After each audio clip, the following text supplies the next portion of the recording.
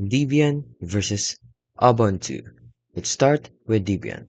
Now, Debian 13 and Ubuntu 24 are two prominent Linux distributions in 2025, each catering to different users' preferences and requirements. So here's a concise comparison to help you decide which suits your needs. So first for Debian 13, or also known as Trixie, it has stability and reliability.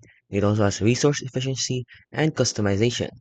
While for Ubuntu, it has user-friendly interface, hardware compatibility, regular updates, and support. Now for the downsides or their cons, Debian has an older software versions and it has a complex installation, while for Ubuntu, it has higher resource usage and less customization. So choose Debian 13 if you require a stable resource efficient system with extensive customization options, and choose or opt for Ubuntu if you prefer a user-friendly interface with better hardware compatibility and regular updates.